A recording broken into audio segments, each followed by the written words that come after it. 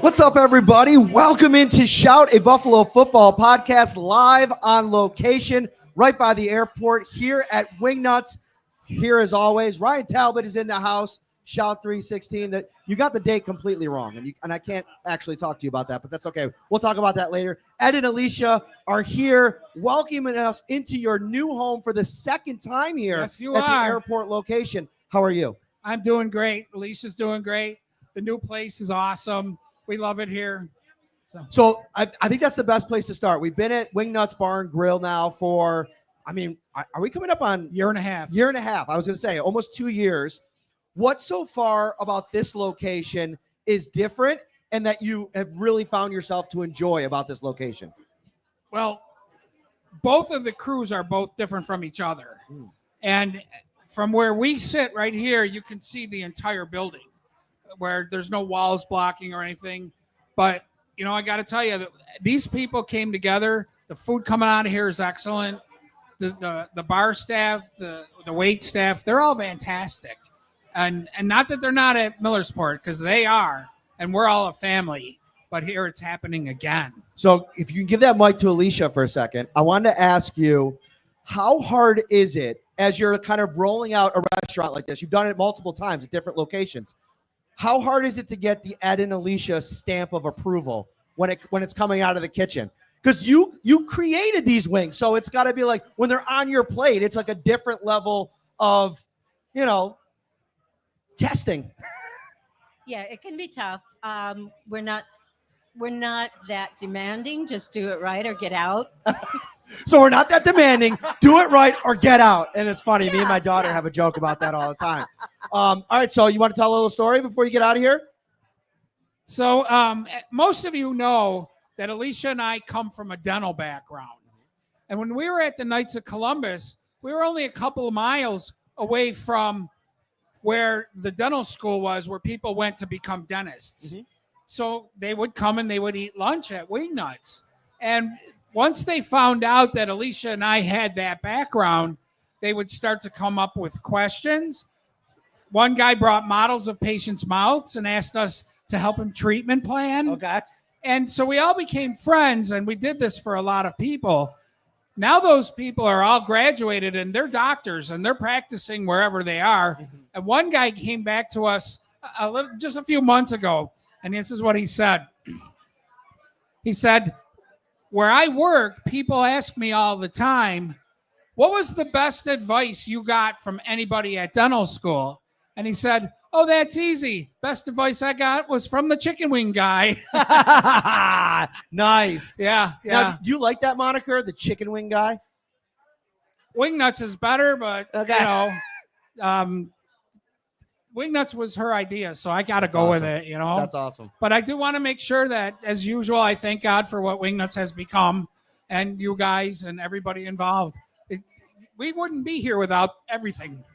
So I will never forget that. Well, we wouldn't be here without you eating these delicious wings, hanging out, talking about the Bills, having a party. We got a fun show for you tonight. Ed and Alicia, give it up for you guys. Thank you so much for coming out. Thank you, everybody. Hello, Wingnuts. Ryan, welcome to the show. I feel like it's been forever. I haven't even talked to you yet. I know it. And chicken wing guy, I like that nickname. I've been called a lot worse, Ed. What's the worst nickname you've ever got? I don't know about the worst, but I grew up with the nickname T-Bone. T-Bone. What was the background on that? Dad was a butcher, and my last name began with the T. Oh, okay. Did you play football? Because you're a big guy. Basketball. Very well. T-Bone. That's more of a football nickname. That's okay. All right, we're here at Wingnuts, and we got a lot to talk about. Listen, organized team activities, OTAs, for some Bills fans, that could be a little bit of a boring part of the offseason, right? Like, they're not really practicing. There's not a lot going on. But for me, this is a really interesting time period for the Bills because there's a bunch of players that we've talked about on our podcast over the last couple of months that I feel like the panic meter is kind of raising a little bit on a couple of these players. The two names that immediately came to mind, most importantly, is Dalton Kincaid. He's been the talk of the offseason. I think a lot of Bills fans regretting that first-round draft pick, or at the very least, questioning whether or not the ideology behind the pick, they've realized that. listen, there's some criticism for the guy. We've been critical of him as well, but I think we're both pretty bullish on him. But in terms of like the panic meter, where your panic meter is the highest on any of these players, where are you starting? Yeah, I'm going to start pretty low with Dalton Kincaid. He was dealing with a serious injury last season, and he played through it. You know, I listed him recently in a ranking for one of the most 10 important Bills. I really think he is. I think he's going to have a big role. I think the Bills had a big role carved out or in mind for him last season, but that PCL injury really limited him in what he could do last year. Yeah, so here's the thing with Dalton Kincaid. I think it's hard because we haven't gotten a chance to talk to him this offseason yet. I know for a little while there was a picture of him that somebody screen grabbed from a Bills release, and it didn't look like he was any bigger, although I thought he was out of focus, and his actual body was in the distance. Like, it was hard to see up close whether or not he had gained any weight. I'll be interested. That's, to me, one of the big OTAs talking points is like, how much size have you put on? How much size do you anticipate putting on? And to Dalton, we haven't heard Kincaid actually talk about the importance of that, because if you look at some of the advanced analytics, the separation ability, even at, although the overall numbers haven't been amazing, they're still standing out in his ability to win against one-on-one coverage, what he does against zone defenses. So if you're the Bills, it's kind of a double-edged sword. You want him to be more physical. You want him to be more able to make it through the long haul of a season, but you don't want to lose that elusiveness and that athleticism. No, not at all. And, you know, I think the Bills might look at last season as a silver lining. I think Kincaid was penciled in for a huge role, and when the injury took place and he was limited, they had to find different ways to win and move the ball, and we saw the everyone eats mentality and everyone stepping up, and that's going to be the game plan this year as well. And you add Joshua Palmer into the mix, but Kincaid now, a healthy Kincaid, is going to factor in a lot more than what we saw last year. So I think we're probably at about 15% on the panic meter for Dalton Kincaid. Very low. I'm going to move on to the next person on my list, and we're going to talk about Keon Coleman, and I'm going to start it off with a bold prediction, and maybe he won't have a good season, and this will come back to bite me in the butt. But I am at 0% panic meter for Keon Coleman, and here's why. I think the more and more you kind of pick through last season, watching some of the tape, watching some of the big-time moments that he had in his rookie season, when I think that there was an adjustment period dealing with the NFL, like Florida State, Michigan State, really good schools. They play tough teams, but I think handling NFL cornerbacks in press coverage, the nuance of the game, dealing with zone schemes in those situations, I was always expecting it to be an up and down year for him. Everything that we've heard out of his camp this offseason has me thinking that he's going to have a big season next year. And I also think we talked about the wide receiver train, right? And Brandon Beane kind of being perturbed about, the lack of attention the Bills have paid at the position. I think a lot of that comes from their belief in Coleman. And when they've had this kind of belief in the past, whether it was going out and trading for Stephon Diggs, going out and getting John Brown and Cole Beasley in 2019, Brandon Beane has been right in a lot of these spots over the years. And I'm willing to bet that he's going to be right on Coleman, because they've been so against moving him into the slot, because Khalil Shakir plays there, even though a lot of people think that's where his best position would be. I think they think he's going to be a big player on the outside, help fill the missing void from Mac Hollins, who's crazy. We're saying that a year after that addition. Yeah, so if we have Dalton Kincaid at 15% panic meter, I'll go slightly higher for Keon Coleman, because I'm very bullish, as you mentioned, on Kincaid and what he means to this team. So I'll go 18, 20% on Keon Coleman. But I was going back, rewatching some of the games from early in the year, and he was really finding his sweet spot right up until that injury where, Jordan Poyer came in. It was incidental. It happens in this league. And after the wrist injury, he was not the same player. He's the first person to admit it. It threw him off a little bit in his rookie year. I still think the ceiling is high for him in terms of how the Bills plan to utilize him. At times, would I like to see him be a big slot for this team and give Khalil Shakir either some rest or maybe move him around a little bit? Absolutely. But on the outside, he can win. We know that Josh Allen will have to scramble at times, and Keon Coleman won a lot of his plays downfield on plays like that, where Allen would kind of give the old wave, like go downfield, and he would throw it right up to him, and he would catch that ball. So I think Keon Coleman in year 2 is on pace for a good season. I was thinking about my panic meter, and I think I'm a little bit higher on some of the defensive players that we're going to start talking about. But there's some important context that I wanted to add in here. The Bills need Keon Coleman and Dalton Kincaid to take a step this season. I think even more so than they need some of these players to, whether it be take a step in the case of like a Cole Bishop, we're talking a second, or try to refine some of the magic from earlier in their careers. You brought up a good one, Daquan Jones. We'll talk about him. Matt Milano as well. I got something I want to talk about, Tre'Davious White, Dane Jackson as well. But I wanted to make sure that people understand, like, if Dalton Kincaid and Keon Coleman don't have step-ups in terms of their impact and production, I think the Bills are going to be in a hard spot because teams are going to be more prepared to defend the version of what they were last year. Go back to last season. What was the team, if you remember, we talked about last offseason, that the Bills' offense and their build was most compared to? Do you remember? And their build? Kansas City was one. I mean, with the It Kincaid was, pick. but in terms of the wide receiver and going with no name, who do we talk about? Okay. The Green Bay Packers. Packers, right. So the Packers from 23 to 24 offensively fell in terms of some of their efficiency numbers. They were still really good, but I felt like the teams were game planning against Jordan Love. They don't have Josh Allen, and I think a young quarterback like that can be baked in. But the other piece of it, too, is I think having a group of wide receivers that buy into their role, accept their role week in and week out, it's really important. They struggled in that department, and that would be the one area, if I was to uptick the panic meter on Keon Coleman. I watched his podcast appearance with Carmelo Anthony this offseason, and one of the things he talked about was, like, he had to own the fact that after he got injured, the Bills were almost better off going away from him in a lot of ways, right? Like the everybody eats model was working, but before he got hurt, he was getting fed the ball and he was kind of feeling himself a little bit, going over 1,000 yards.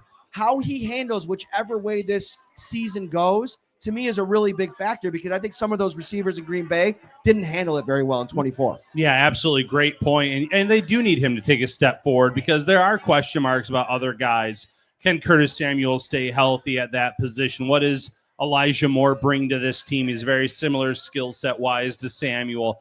Keon Coleman has his own unique skill set because of his size. So you do need that from this offense. And how does he acclimate to the everyone eats mentality? Because that certainly seems like it's going to be what the offense tries to do again in 2025. So we're here live at Wingnuts on Genesee Street, right near the airport, connected to the Buffalo Airport Hotel, one of the coolest spots in this part of town or any part of town. Come out any night. They're open Monday through Sunday. Get yourself some wings. The bar setup here is absolutely awesome. We got a super fun show. Why don't you let everybody know who's coming on the show in a few minutes here after we get done with this segment? Yeah, we have 3 very special guests from Casting Buffalo coming on, talking a little bit about the movie that's going to start on Monday in terms of filming here from Hallmark. Cannot wait to talk to them. I can't wait for that as well. Before we get there, let's flip sides to the defensive side of the ball.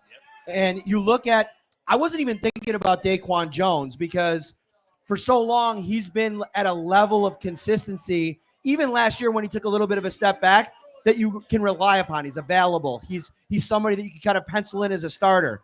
But I think they need him to find a little bit of that magic. And I don't know if that's necessarily left there for an aging player who's going to be 34 years old this season. Daquan Jones, I'd put that panic meter, who I wasn't even thinking about, probably somewhere in the 40 to 50 range. I'm going 70%. I'm hitting the panic button. I'm very worried about him, Matt.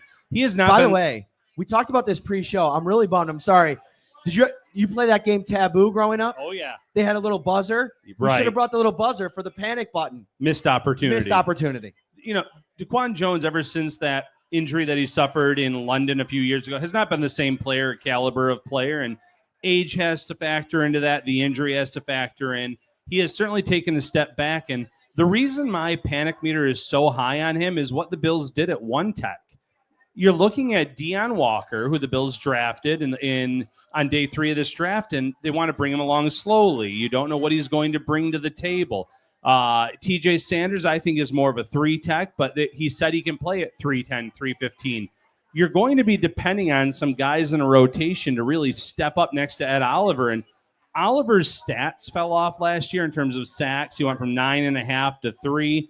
But looking back at games, he was still a dominant force. He was top 9 in run stop win rate, 11th in pass rush win rate for the defensive tackle position. Right. So he was still playing at a high level, but he was being erased a little bit because of double teams where Daquan Jones was being erased on plays and the linebacker play maybe wasn't as good as it needed to be.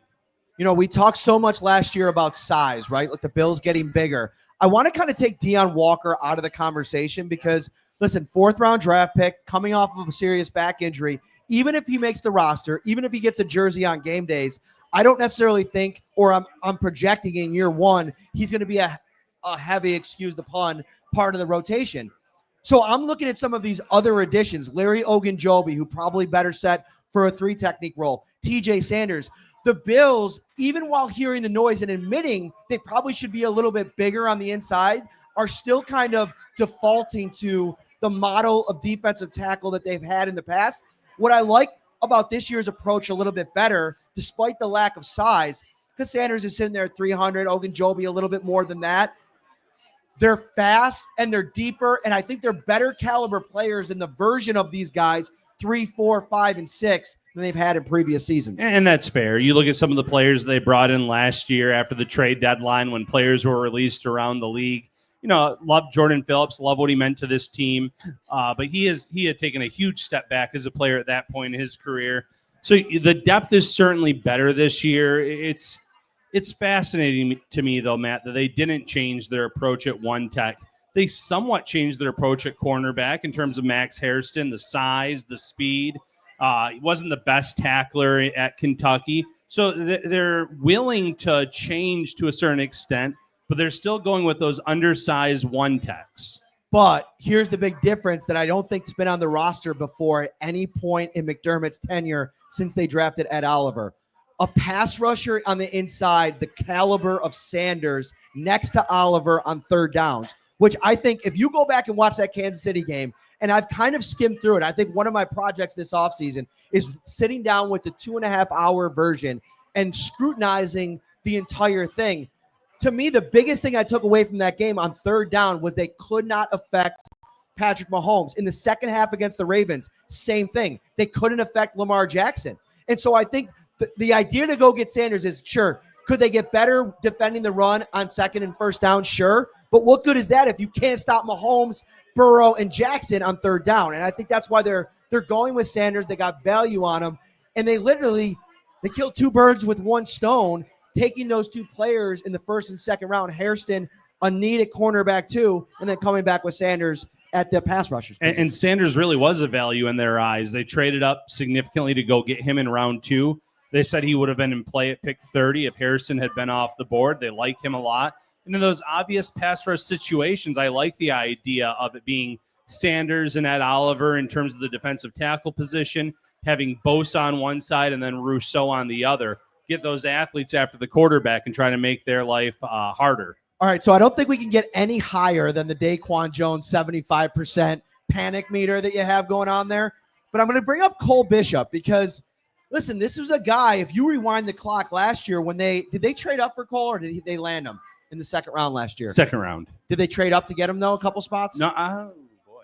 I can't remember. I'm going to look that up. We'll talk about it on the next show. But if you remember after that draft, the expectations were that he was going to walk in day 1 and assume a starting job next to Taylor Rapp, and that never happened. The only time he was able to play was when guys were hurt. Now going into this offseason, we had the same expectation that we did after they drafted him last year. And listen, for all the noise around Sanders and the excitement and expectation for him, that was Cole Bishop last year.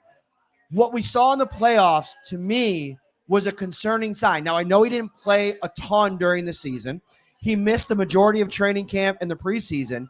But what's your level of panic on Cole Bishop being able to assume one of those safety spots? Because the Bills completely ignored the position outside of Jordan Hancock, who I think is still not really part of this conversation because he's more of that hybrid player. Yeah, I'm actually still pretty low on Cole Bishop in terms of the panic meter. I'm not low on Cole Bishop, the player. I should probably clarify that.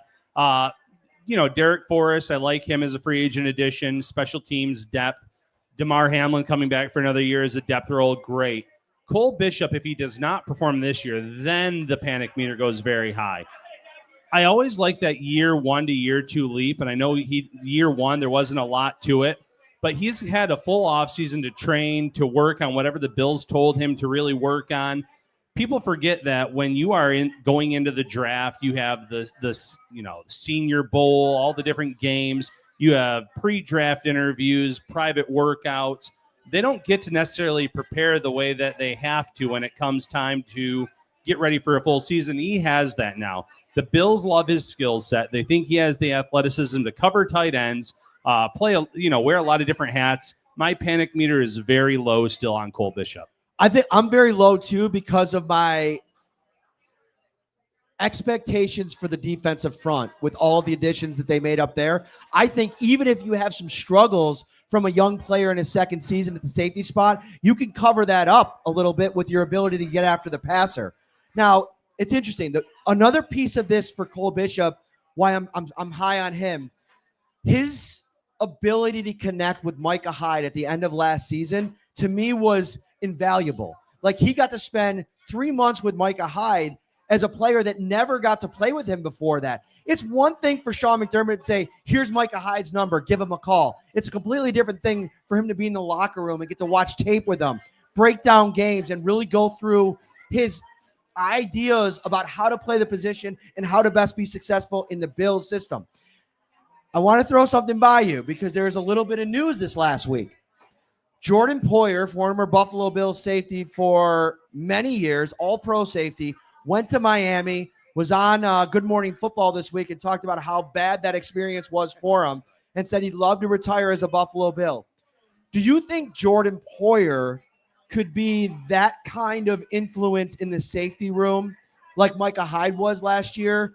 And should the Bills potentially think about adding him, whether it be to the roster with the idea of putting him on the practice squad like Hyde was, or do you just want to keep that door closed? This is kind of an interesting conversation.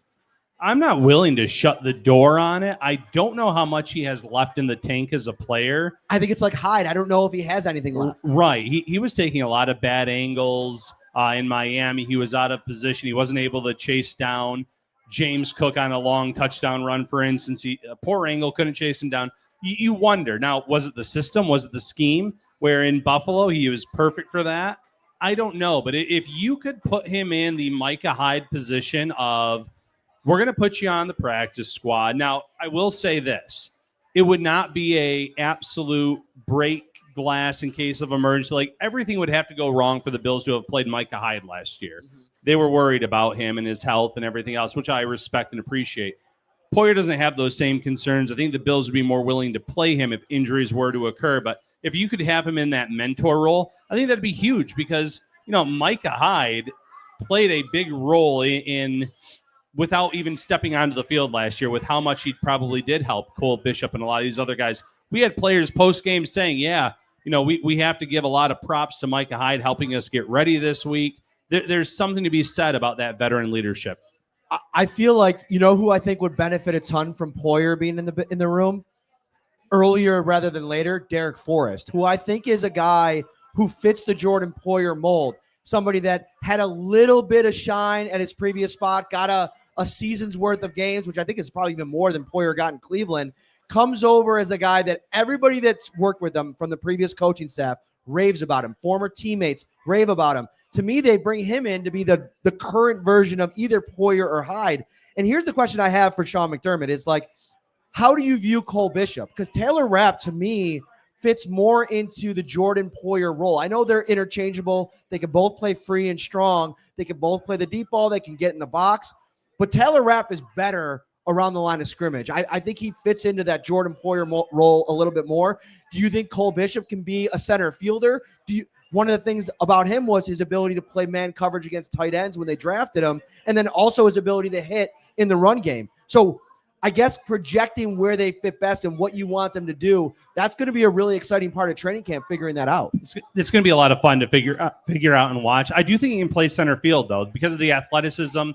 The Bills have really looked at players with high relative athletic scores the last few years, and Bishop was one of those players. So has the athleticism for sure to play center field. All right, I think it's time to move along in the program here. This is a really fun. I don't know if we ever had a guest group of guests like this. I don't at a think live we podcast? have. I'm excited about This it. is though. really excited. Like a lot of Bills fans are super excited about this Hallmark movie that is going to be based on the city of Buffalo, and we get kind of I don't want to say an inside scoop. I can't go into too many details, but just the process of putting this thing together, it's going to be really exciting. Why don't you introduce our guests here? Yeah, absolutely. We have 3 very special guests coming on tonight. Everyone here at Wingnuts, please put your hands together for Kyle Mecca, Harry Lipsitz, and Peter Johnson. Come on in, guys. Woo woo! You're right in the middle. You're right in the middle. Come on in. Come on in.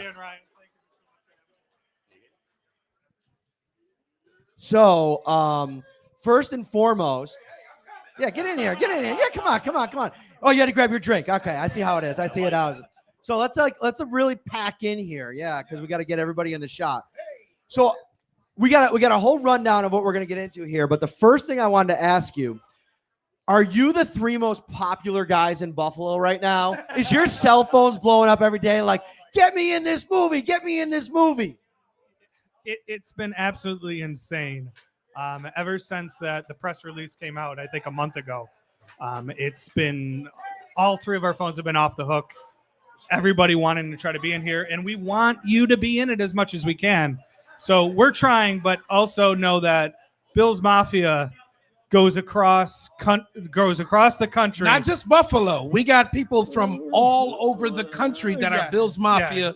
From that Canada, absolutely. beyond. So there's millions of you, and there's only so many we can get in. So we are trying so much for you. So when the schedule came out a couple days ago, we kind of saw all of our road trips. He and I are going to Atlanta, and we're trying to put together a live show. Can I tell you, I don't think my DMs and my mentions have ever blown up more. People are like, Atlanta, and then people arguing like, wait, they're going to Charlotte too. Or, like, let's get there too. Like, there's Bills fans pretty much everywhere. Yeah. Well, it's one of the longest standing, organizations with the significance that Ralph Wilson brought to it. I mean, there's Bills fans in every 50 state, internationally. They're all over the place. And we're good. We're really good, right? So, like, when people talk about a Bills movie, I've had people ask me, we're like, is it a period piece? Is it going to talk about the 90s? And I'm like, no, it's the team that we have right now. And that makes a big statement, right? Like, it makes a big statement to the league, that we have a good enough team that they can make a movie about us right now. Yeah, I agree. They're not going to make a movie about the Jeff Toole days at quarterback for the Buffalo Bills. Listen, you know when I met my wife, she had a JP Lossman jersey, and I still married her, worse, which man. is It could've pretty been crazy. worse. I'm just kidding, honey. She's here. I love you. Hey, JP Lossman, he was my neighbor growing up, actually, Really? on Oakland.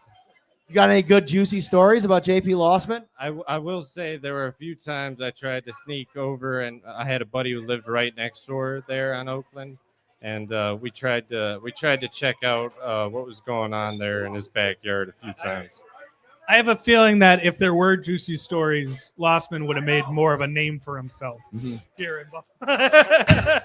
So here's a big question. Tell us a little bit about your organization, how you even got involved in this project to begin with. Yeah, so Casting Buffaloes, we've been around as a company since about actually 2020 itself, 2019, 2020. But we've known each other in this business for over 10 years. We started basically on the film Marshall that came into town in 2016.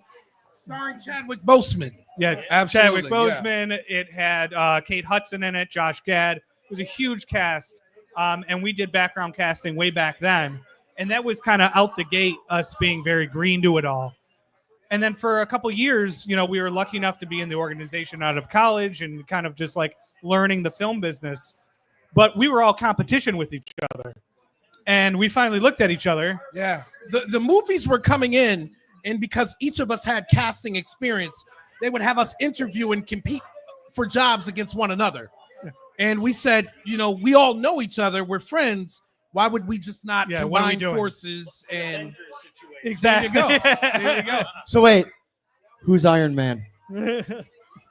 I'll be Iron Man. I'll take that. I'll take that. Why not? Right? Dude, I'm surprised my son didn't tackle all three of you. Like, I'm Iron Man. But anyway, no, that's a really cool story.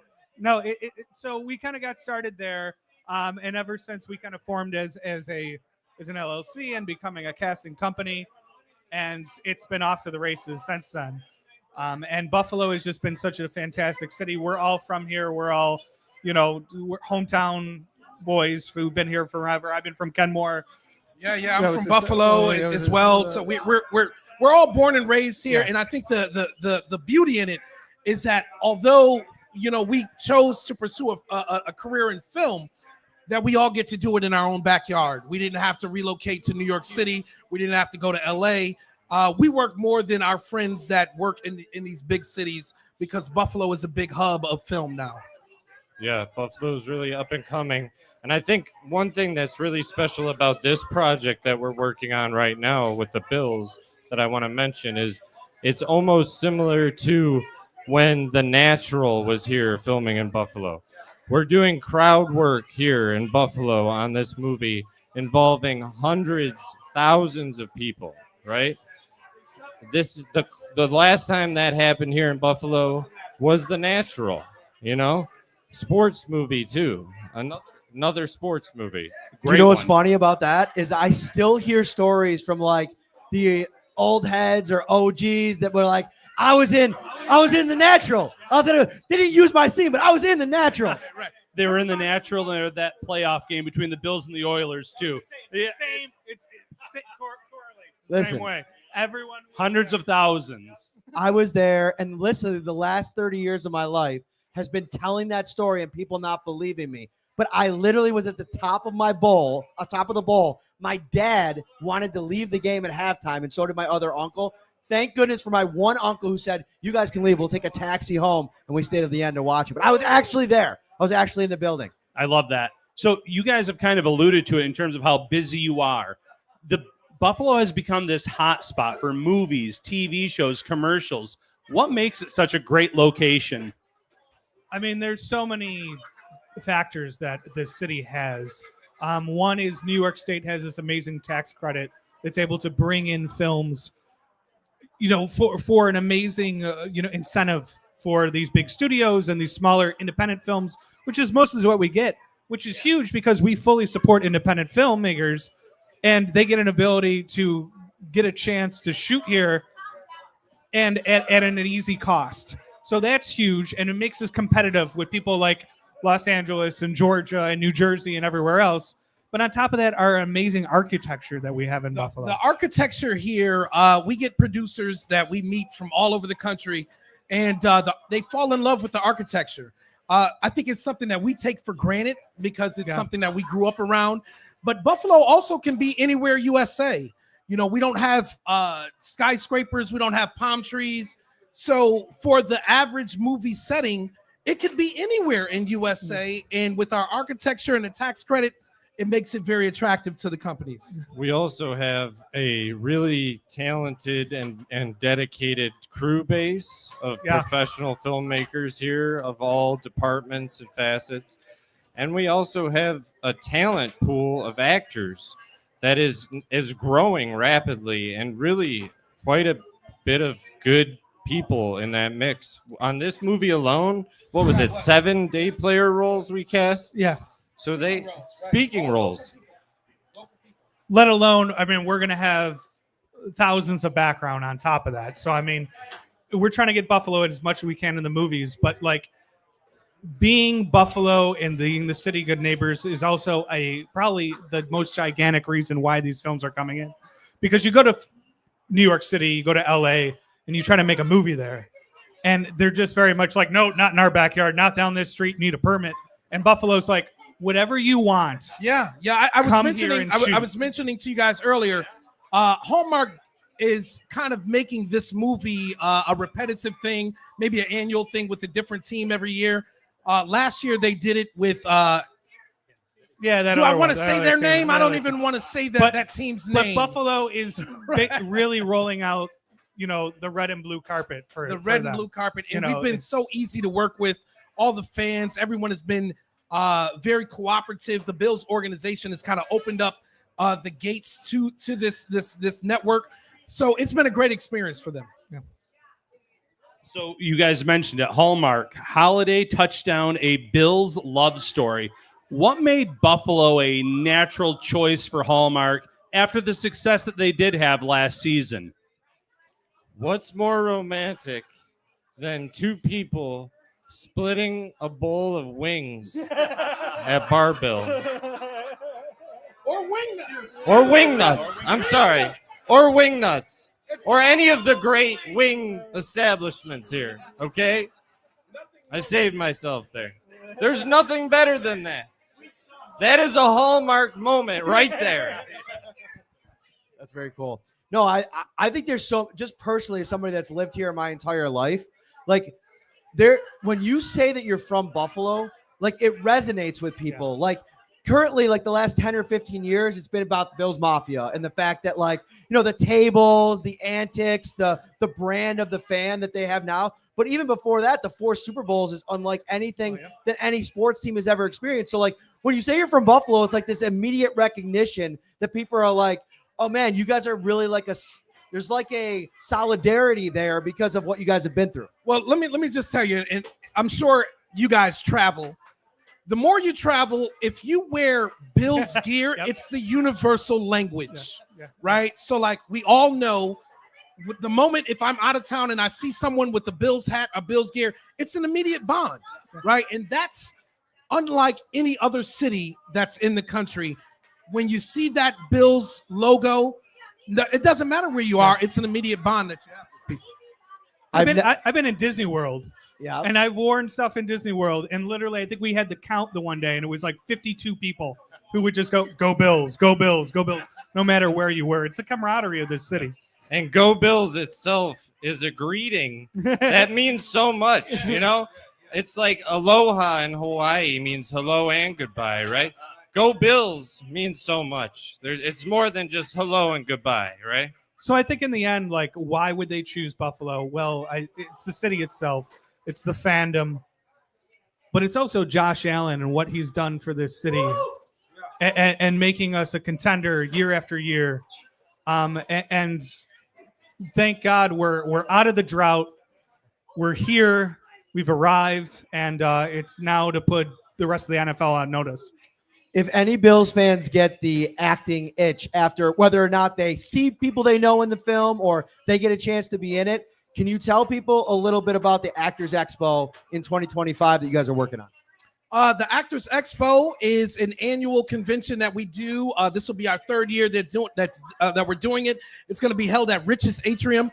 And what we do is it's a one-stop shop for actors.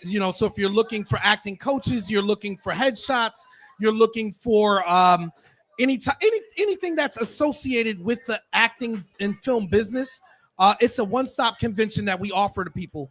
So as casting directors, our job is to make people marketable and to get them cast. So we want to provide this community with the resources that they need in order to get to those goals. I mean, it's a common theme that a lot of people want to like. I want to train them to be in the movies. I want to put my face out there. I want to give myself a shot. We want to give you that.